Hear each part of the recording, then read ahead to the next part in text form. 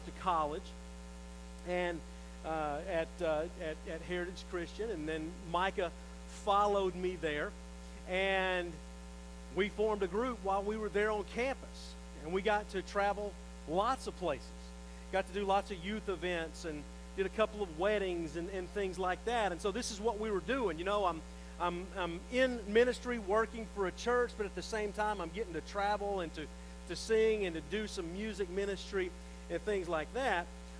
Well, I graduated and I got married, so, you know, my life upgraded instantly right there. This is my wife, Bethany, sitting right down here. And so my life upgraded. Micah was still in school. That's us on top of Kennesaw Mountain just outside of Atlanta, 1986. But Micah still being in school and still very talented at what he was picked up by a group by the name of Straight Company out of Louisville, Kentucky.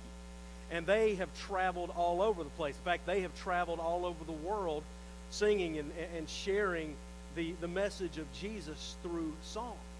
And so Micah has joined them, and his life is just great. He is loving everything that he is doing.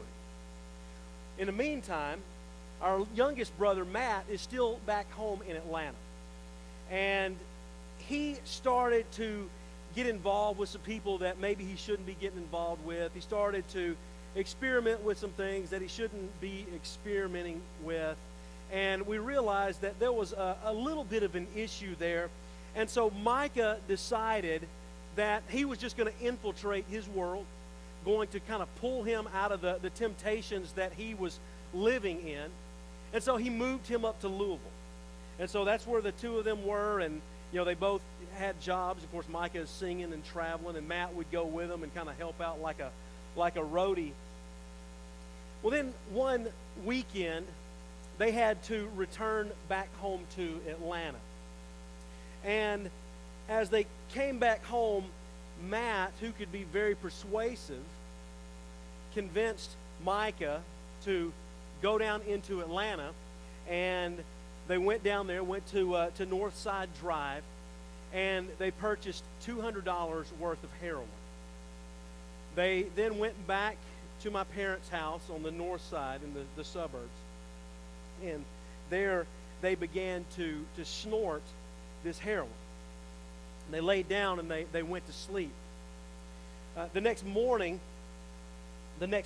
my dad comes down to the living room and sees them. You know, they're on the couch, and they're kind of making a strange noise. It's kind of a snore. It's kind of a snort.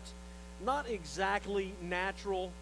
It was enough to make my dad realize, okay, something is not right. And so he went over and he put his hand on Micah's chest, and he said he felt a little cool. And so he realized that, okay, something is not right. He pulled him off the couch and then began to administer CPR to him, and in just a short while, he regurgitated this mixture of blood and heroin that had filled up his lungs. Ambulance, paramedics arrived. They rushed both of my brothers off to the hospital.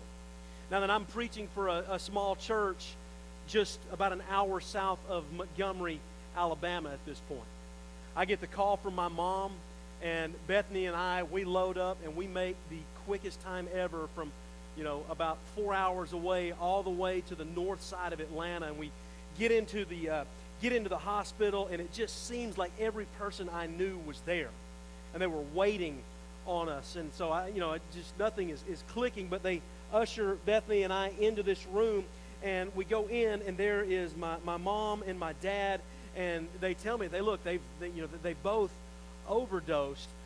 Matt is okay, but Micah didn't make it. And on February 28, 2002, my brother, my middle brother, who had dedicated his life to ministry, lost his life to a drug overdose. Not an addict, but just somebody who had a weak moment. Someone who made a choice thinking, well, maybe it'll be all right. Maybe it won't happen. And it did. And we could not we could not grasp it. Couldn't understand why that was. Well, it wasn't long after that Bethany and I realized that we needed to be back closer to my family. So we moved to the Atlanta area on the south side, where we could at least be within an hour or so from my family. Well, Matt was having some struggles with this, as you can imagine. He had a lot of survivor's guilt. Felt like it should have been him. I mean, he's the one that had always kind of had the struggles. Now, he wasn't an addict either, but, he felt like, he should have been there. It should have been him that lost his life, but it wasn't. And so he was having a rough time, so Bethany and I moved him in with us, and he started going to church with us again, and he kind of got his life turned back around. Started doing really well. Well, then I was asked to go and speak at a youth rally, just a small youth rally in North Alabama. And they wanted to know if I would come and kind of talk about my family story, and so I did. And then that led to being invited to go down to speak at Youth in Action in Birmingham. But they wanted to know if Matt would be willing to come and speak with me, and I was thinking, I doubt it. Who wants to talk about this? I barely want to talk about it, and you want him to. Well, I floated the idea to him, and he turned me down about 100 times. But then he finally agreed. And so what we did is, I got up and kind of introduced who we were. And he got up and began to tell his story. And then I would get up and I would talk about Jesus. And I would talk about our hope that is found in Jesus. And the response was so overwhelming that we realized that maybe God was calling us to do something with this story. And so we founded Brothers 3 Ministries. And there's nothing to it, really.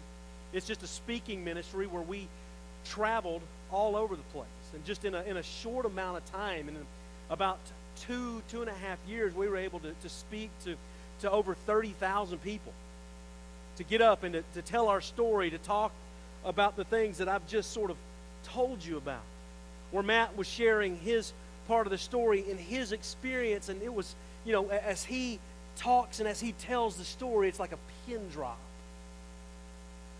People just kind of hanging on every word, and it just, he was the setup man for me then to get up and say, hey, look, we believe that God can turn tragedy into victory. We believe that has happened in our own lives. Do you believe that? Yeah. I firmly believe that God can turn tragedy into victory, that God works through tragedy. Well, so we started going and sharing this story. Matt got his life back together, began dating a girl who was living in Tallahassee. And so he decided to move down to Tallahassee to be closer to her. Within a short amount of time, they got married. Here's a picture of Matt here.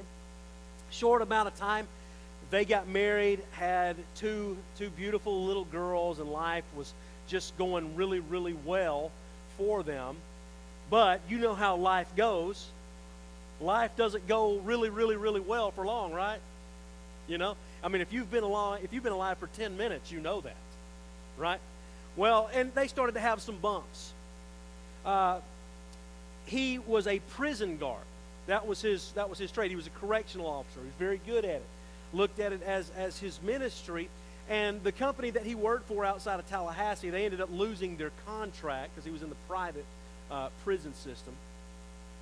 And they ended up having to move down to South Florida, to Fort Myers, where he got a raise in pay, a raise in his rank, and so he was a captain, which meant that when he was on the compound, he's the number 4 guy in charge.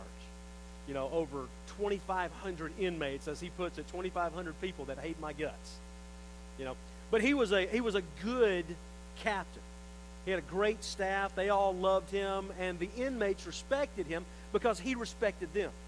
He didn't talk down to them. He treated them with respect, that kind of thing.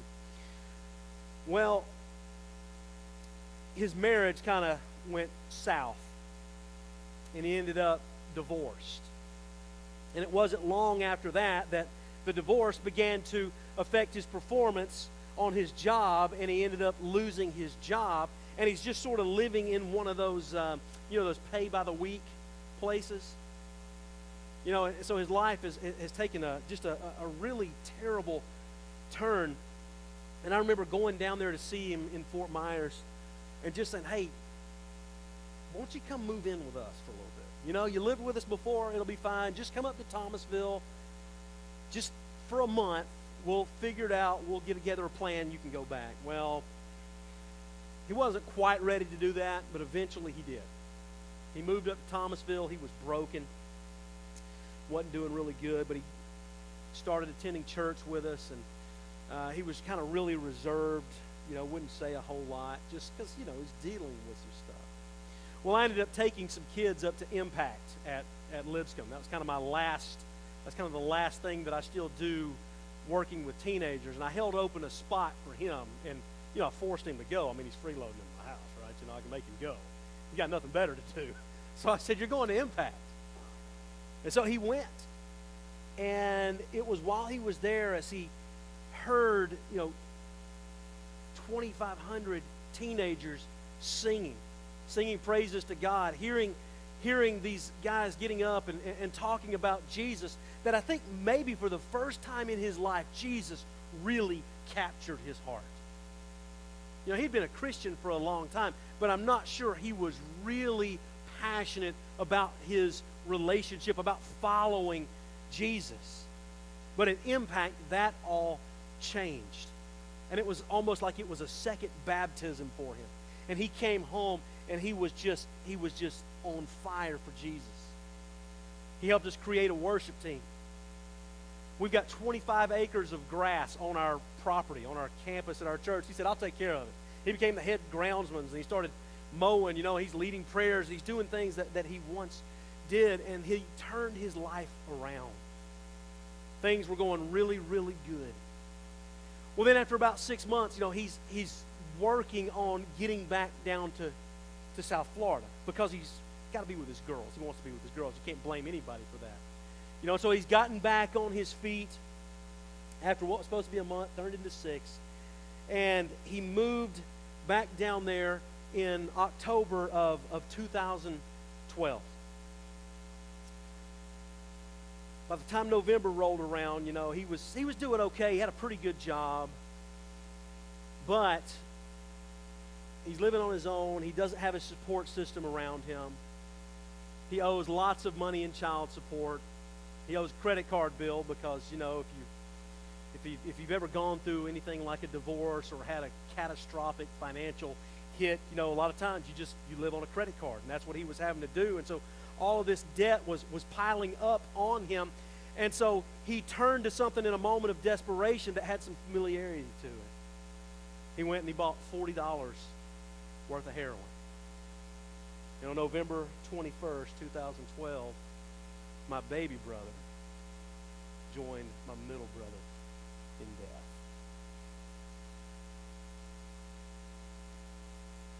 It's unbelievable. Micah's death was difficult. His was, it was a gut punch. Because he had just moved out of my house less than a month earlier, doing well. Satan attacked him, hit him in a very, very weak point in his life. And so what I want to do now for the rest of our time is I want to talk about some things that I've dealt with. And it's likely that you're here tonight, and in some way, shape, or form, you have experienced a loss. And of course, we know loss is more than just a death. Losses can be anything. Loss of income, loss of a job. People lose their homes. People lose their status. They lose their marriage. They lose all of these different things. And I think a lot of times we don't know how to grieve those losses in a godly way. Does that make sense? Can anybody relate to that? So what I want to do for the next few minutes is I want to talk about loss and grief. And I'm going to share with you some stuff that I've gotten from a guy named Chris Miller, Dr. Chris Miller. He's actually one of my professors at Lipscomb. And he's put together some material on grieving, and he's given me his blessing to use it. And so I've taken it and I've tweaked it to where it works with my story, with the very brief story that you've just heard. And so I'm going to talk about what it means to grieve well, and then I'm going to talk about what it means to grieve poorly. And I'll go ahead and tell you right now that I was grieving poorly for a long, long time. I was not grieving in a healthy way, and I never knew it. And so that's what I want to talk about for the remainder of our time. So we're going to talk about grieving. And to begin with, I want to give you a brief theology of grieving. First is the people of God suffer. Yes or no? The people of God suffer. And now when I say the people of God, I'm not talking primarily just about baptized believers. I'm talking about all of God's people. Every person who bears the image of God suffers, and it doesn't take much looking around to realize that this is true. We have suffering all around us. We have brokenness. We have people that are hurt, that are dealing with losses like I mentioned, or losses that I haven't mentioned. And so we know that the people of God suffer. Well, the thing about that, when the people of God suffer, God suffers with us. You know, God suffers, and there is a unique quality of relationship with God in suffering. Okay, because our God, the God of Abraham, Isaac, and Jacob, the God of the Bible that we read about, God our Father, our God, of any religion that you read about, our God is the God that suffers right along with us.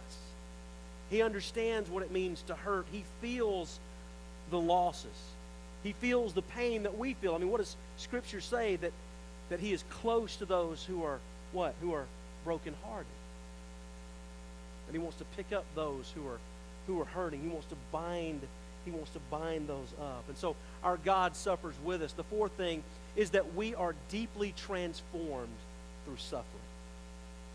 If you have experienced any kind of loss, no matter what it is, a loss that was very significant to you, it doesn't have to be the loss of a loved one, the loss of a friend, the loss of a job, the loss of income, status, home, what have you. Anybody that has experienced a deep loss, you know that we are transformed by that, right? It changes us. It changes the way we think. What do you suppose my attitude toward people who suffer with drugs and alcohol is? It'd be really easy for me to hate them.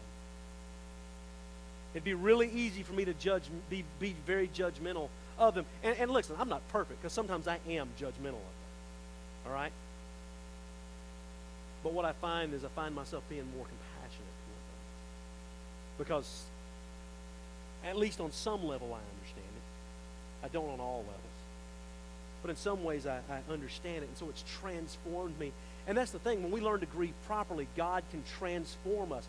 That's what our tagline is. God can turn tragedy into victory if we allow Him to. Number 5, God ultimately wins over all suffering. And isn't that good news? God wins. God wins. But until then, we must learn to grieve with God. So let's talk about the necessity of grieving. First, I want to talk about grieving well.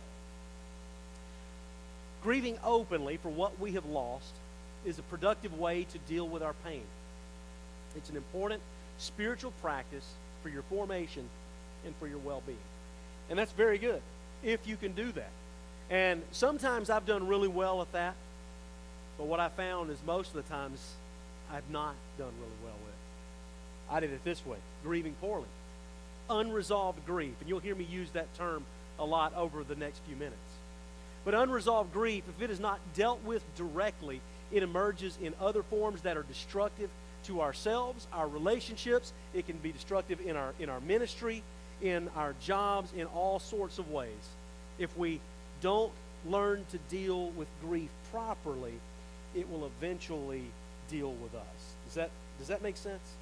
Is everybody with me there? Okay. So what I want to give you now is I want to give you 7 expressions of grief. Now, 3 or 4, I think it's probably closer to 4 of these, were ones that I did in my own life. And I'll give you just a little bit of how I did these. But the first is denial. Refusing to admit the amount of sadness you have felt, resulting in walling out close relationships with others. It is very easy, and it is very tempting not to look pain in the face, right? Especially when it's a significant loss. Okay? You know, with Micah, it was, I don't know, it was a little different. I think I was more willing to accept it. I just, all right, this is just a foolish tragedy. Okay, it happened. His life and his faith were good, But with Matt, it was much more difficult for me to accept. It was much difficult to look at, much more difficult to look at. Anger, and this is one of the ones that I, looking back through the past, retrospectively, I realized I was struggling with some anger. Anger functions as an anesthesia for the pain of loss, resulting in defensiveness and quick, flashing anger at seemingly small things, righteous anger for a cause. Now, I can tell you some stories about that where I can look back over my ministry and I can say, man, I was standing up for some really dumb stuff. And I couldn't figure out why I was doing it at the time, but here I am 15 years later and I can look back and I say, I can see what that was. I was angry about things. Number 3, depression. When too much grief is not acknowledged openly, the pain of those feelings is turned inward for too long and depression can occur. This one was a big one for me. One day, I noticed that I had a good day, which I thought was a little weird. Most people don't notice when they have a good day, right? What kind of day do we notice? Yeah, a bad day. And then all of a sudden, I noticed that I had a good day. I thought, that's weird. And so I asked Bethany about it. And we talked about it, and we agreed, okay, I probably need to go talk to somebody. And so I went and I made an appointment with a Christian counselor in Thomasville where I live. And, you go through the inventory where you've got to unpack your life. And so I told him about the loss of my brothers. I told him about my dad almost dying in a motorcycle accident in 1999 that left him with permanent brain damage. I told him about all of these different things, all the feelings that I had, and it didn't take him long to, after putting me through the assessment and all these things, to say, hey man, you're clinically depressed. When he told me that, the light bulb came on. And I began to look back at my life and say, oh wow, I didn't even realize that a lot of this stuff was going on. And he told me, he said, look, I don't even know how you've been functioning this long. I don't know how you've been doing it. I think probably because I was not fully embracing everything that was going on. I was able to be in denial. Well, I would also do this one too. I'd withdraw, leading to an unhealthy pattern of isolation and self-protection. You ever done that? Now, sometimes we need to be alone, and sometimes that's good, but when depression hits me, and I call it, I've named depression for me, I call it the darkness. And when the darkness hits me, this is what I do. I withdraw, okay? And I would withdraw, and I would just go further and further and further into the darkness. Now then, when those moments hit me, and I withdraw, I now have healthy ways of engaging in that, and some more godly ways, some biblical ways, and we'll talk about those in just a few minutes. Number 5, rebellion. When the normal anger of grief is not resolved, it can take the form of rebellion. Sometimes inward silent rebellion, sometimes loud outward rebellion. You see this one a lot. In fact, there's a case in my church where this is happening right now. We've got a husband and wife who have divorced. They have a teenage daughter, and this is what she's doing. You know, she has a loss in her life. She's not able to grieve it properly, and part of her reaction to that is rebellion. And it's just, she's making some very scary decisions with her life. Number 6, vicarious grief. This is the transferring the focus from one personal grief to that of others, like a rescue. This is what I was doing when Micah died, my first brother, in 2002. I felt like, okay, I got to carry the load for my family. I'm the minister. I'm the spiritual leader. I've got to be the one to do this. I got to put this on my shoulders. My poor parents, my brother's falling apart, and so I'm going to have to do this. And so it was almost like, you can kind of get a Messiah complex. I don't think necessarily that was going on, but I think because I was trying to help them and trying to focus on them, that I refused to look at what was going on in my own life and in my own heart. And it was just brewing underneath, and it was causing some things that I was not even aware of. And then number 7, addictions. When we attempt to medicate the pain of the loss through a disordered attachment to some activity, experience, from alcohol or drug abuse, pornography, shopping, obsessive internet surfing, TV watching, overeating, undereating, you name it. If you've experienced some sort of loss and you find yourself just indulging in those kinds of things more than what you might normally would, there might be some unresolved anger. There might be some unresolved grief that is going on in your life. And what I would say is, if you're dealing with any of those 7 things from a loss that's happened in your life, that talk to somebody. Don't be ashamed to bring it out in the open and to ask for help.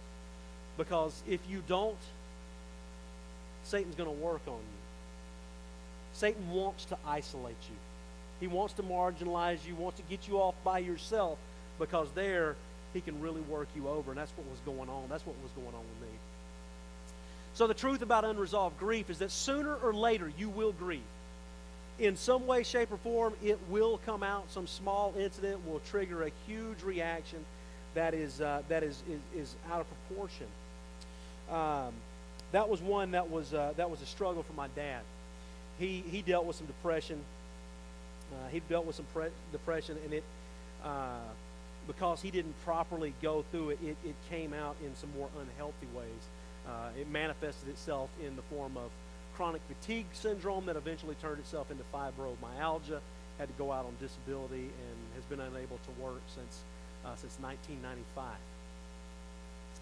So some reasons for unresolved grief. Fear of denying the good. This is a lie of Satan that acknowledging any pain will negate the joys. Doesn't that make sense? We're afraid that if we acknowledge the pain, we're going to just forget about all the good stuff that happens. But look at this. Somebody much smarter than me said this. Until you acknowledge that proper mourning for the inevitable losses in your life is an affirmation of the richness of your past rather than a negation of the present, you will continue to deny any grief that you have felt. We have to be willing to look at it. And to acknowledge the pain of a loss, whatever it might be. It doesn't mean that it takes away anything.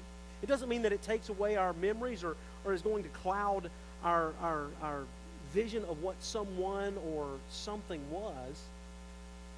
But it's until we are willing to look at those things, I don't think we can move on in a healthy way.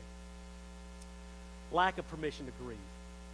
Growing up, many of us received a very direct message that it is not okay to express our fears or our grief by being told, don't be sad, don't be afraid, or it's a lack of faith in the goodness of God.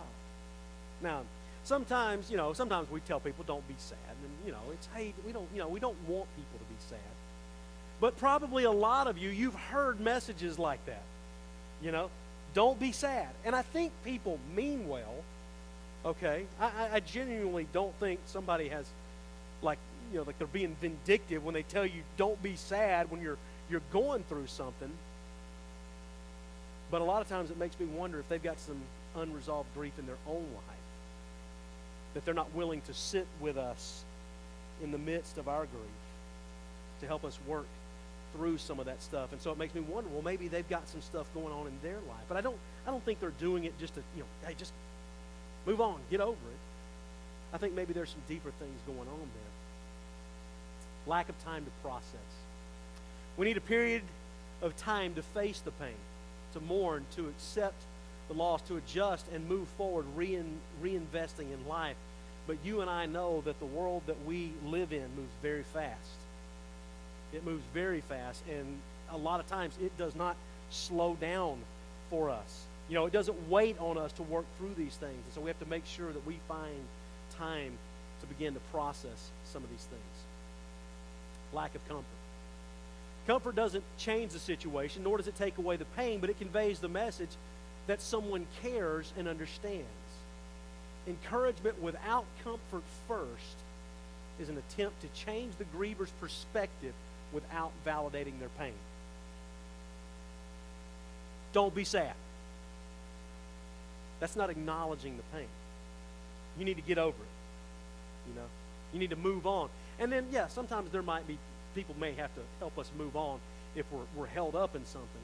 But when somebody's in the midst of it, especially in the early stages, we cannot rush them and say, hey, look, you got to get over that. We have to be compassionate. We have to be like Jesus and then help bring them through what they're dealing with.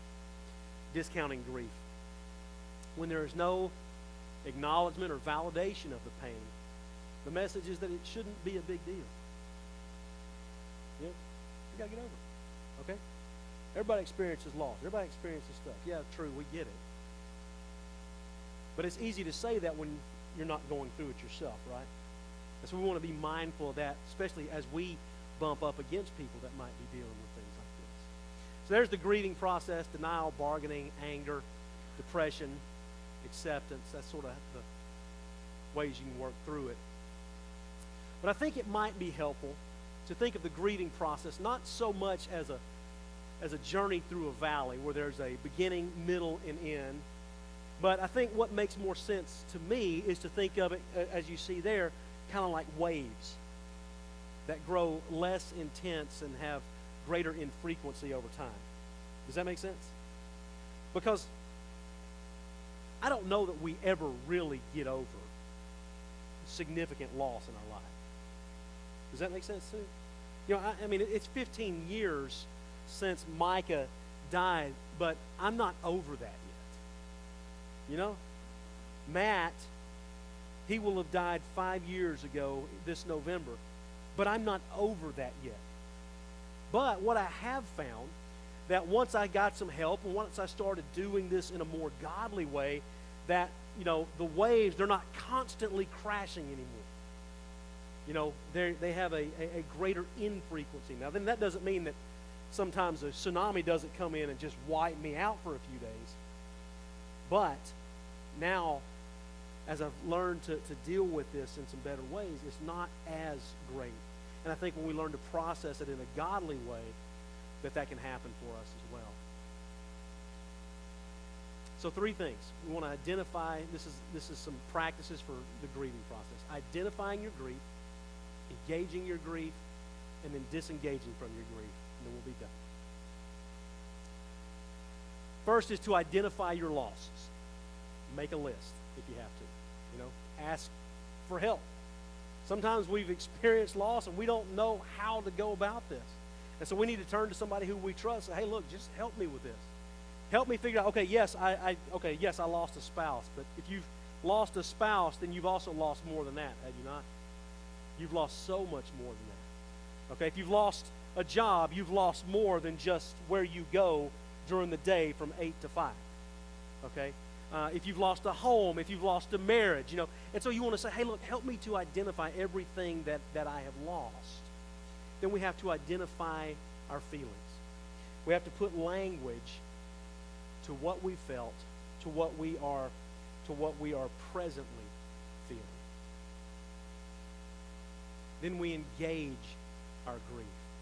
We cry, we yell, we sigh, we give ourselves permission to feel pain, to feel sorrow, to be in the midst of it. Now then, one of the most helpful things that I did, and that I still do, is I learned to lament. The practice of lamenting is so important, but it is so overlooked that we don't know how to do it. You know, over a third of the book of Psalms are lament songs. Lament just means to complain. What do we always say? Nobody likes a complainer, right? And that's true. I don't think anybody likes a complainer, but God does. And so when you read those lament psalms, you have David and Asaph or whoever it is writing those things, pouring out whatever it is they're dealing with God. Hey, God, this is bad. I don't like how this feels. I am surrounded by darkness. My enemies are closing in around me. You have to do something. Okay? And it wasn't until I learned to lament that I felt like I began to move forward. Okay? And there was a time, and I'll say something about this in just a minute. There was a time where the lament psalms gave me the words to pray because I just couldn't find the words on my own. Does that make sense? And so I began to compose my own psalms of lament once I realized how helpful this was. Just to be able to get out some of the things that I was dealing with in my head. And then look at it and be like, man, you messed up. You know? But then it's like once it was out, I felt better. You know, it's like writing that letter to someone, but you never send it. You wad it up. It was kind of like that. But it was so much more helpful because there's theology behind what I'm doing, because I'm taking it to God and I'm groaning out what I'm dealing with before Him. There it is. Write a letter. Express your losses to God. Keep a journal. In my middle drawer of my desk, there's my journal that my counselor assigned me. Hey, you got to write down what you're thinking. Write down what you're feeling. It sounds simple, but it's very effective in the process. Talk. Find a friend who will listen, who will validate your pain, not try to fix you. Yeah, yes. That's important, is it not? I want to fix you. That's what I want to do. I don't think I'm called to fix you. I'm called to listen, called to pray, called to be compassionate. That's what we have to do. Pray regularly, asking God to bring comfort into your life by His Holy Spirit and through people. Now then, people will say that when it gets tough to pray, or when it gets hard to pray, what do? You pray harder. That sounds really good. But I don't know that it's really possible. Because I'm going to tell you, after losing Matt, I could not pray for a time. I'd get up in the mornings. This was my habit before. I'd go into my office, kind of this corner. It was like my prayer closet, and I'd sit down and I had this list, and I would pray, and I'd read Scripture, and I'd, just kind of have a morning meditation and devotion. But I found out after Matt died, I couldn't do that anymore. I could not do it. And it wasn't until I got introduced to spiritual direction and met with a spiritual director who their job is just to ask questions, kind of help you through the process. And, he's won't know what's going on with me. I said, hey, look, man, I can't pray. I got this kind of important. I'm a minister. It's kind of important for my job. I need to know how to pray. I tell people to pray all the time. But yet, I couldn't do it. It was just like, oh, God, help. And so he asked me about my prayer life, and I told him. He goes, well, who says that's the right way to do it? And of course, I'm like, well, yeah, that's true. I say that all the time. I've told people for years and years and years, just talk to God. It doesn't matter how you do it. I wasn't even doing the advice I've been giving out to people. And so then he tells me about something called breath prayer, where it's just breathe in, it's God, thank you for your grace in this life. Breathe out, God, I need you to be with me Breathe in, God, I don't know how I'm going to deal with, the situation that's coming out tomorrow. Breathe out. God, that was tough that you saw me through. I said, man, I've been doing that since I was a kid. He goes, you mean so you've been praying all along? There's like this light bulb came on. I've been doing it all along, and I knew that I had been doing it, but I thought I had this way that I thought I needed to do it. And so if you find yourself that you just cannot pray, try breath prayer. And if you find that you still have trouble with that, find the Psalms, the lament Psalms, because there were lots of days where I couldn't find the words. I would just pray the Psalms. They didn't all make sense to me because, I'm not living in Israel, but I understood that David or whoever it was that happened to be writing those Psalms was going through something and needed the help of God in the midst of it. So it was just incredibly helpful to me. All right, we got to wrap this up. Engaging your grief, this is corporate lament. Engage it together with people. Engage with God, your pain, expressing your thoughts, your feelings. This is hurting and then hoping with others. If you have a small group or you've got a Bible study group or people that you meet with, this is just going through that process together, finding that support. And then finally, disengaging from the pain. Life-giving routines. We have to allow ourselves permission to start doing those things again, those things that we enjoy. We have to have good relationships. Allow ourselves to be with others, to enter their world. If it weren't for my life group at home, I don't know that I could have gotten through this. They pulled me through a lot of this stuff, and I'm indebted to those people. I'm indebted to those people this day. And then finally, enjoy. Embrace the moments of joy and peace, realizing that you are moving forward. Brief word of hope.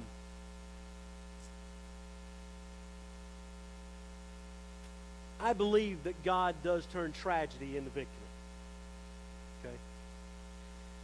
I talked to Matt the night before he died. He was having a rough day. I knew he was having a rough day, and I asked him, I said, Matt, how's your faith? And he said, Jay, that's the only thing I've got right now. And he died the next day. And, it'd be real easy for people to look at somebody like that, somebody in that situation, and say, well, hey, man, died with unconfessed sin in his life. And my response to that is probably all of us are going to die with some unconfessed sin in our life. Some sin that we didn't know was a sin. Some sin we didn't think was a sin. Some sin we forgot that was a sin. Some sin we changed our mind about being a sin.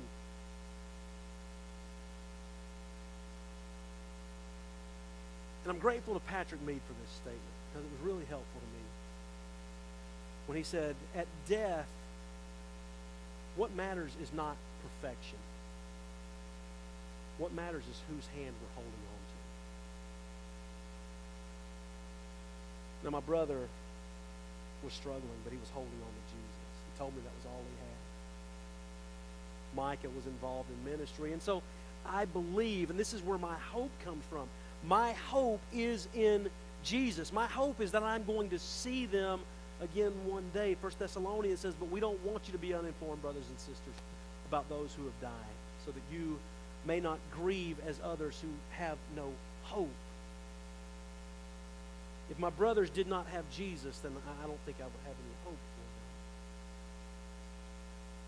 them. Even in the midst of that, even in the midst of all the tragedy, of all the pain, of all the suffering, what gets me through that at the end of the day is hope in Jesus. And knowing that ultimately God wins. That's what I want you to go away with tonight. That there can be hope in the midst of suffering. That God can turn tragedy into victory. Let me leave you with this benediction here. May the God of hope fill you with all joy and peace in believing, so that you may abound in hope by the power of the Holy Spirit. Let's pray together. Father, thank you so much for the day that you've given us. Thank you for your love and for your grace and your mercy. Thank you for this time, Lord, where you've given me another opportunity to share my family's story. You've given me the strength to tell it one more time, Father, but more than that, you've given me the grace. And you've given me an opportunity to talk about your grace and to talk about hope that is found only in you. And Father, I pray for the people here at the Mandarin Church. God, I know that there are people here tonight that understand what it means to have significant and deep affecting loss in their lives. And Father, chances are probably pretty good that someone in this room, or at least someone connected to someone in this room, has experienced a lot of what I have, and that they were not going through the grieving process in a correct way, and maybe they're holding on to some stuff, and they're afraid to face some of these things, but I pray that you will give them the courage to do so. I pray that they need to talk to the leaders in this church, need to talk to Glenn, that they will. I pray that if they need to seek more help from a professional, that they will. And Father, I pray that ultimately they will find hope in you. That in their life, God, they will trust that though we have suffering now, that in the end you win and that you can turn tragedy into victory. This is our prayer in the name of the Father, the Son, and the Holy Spirit. And all together we say, amen. Thank you.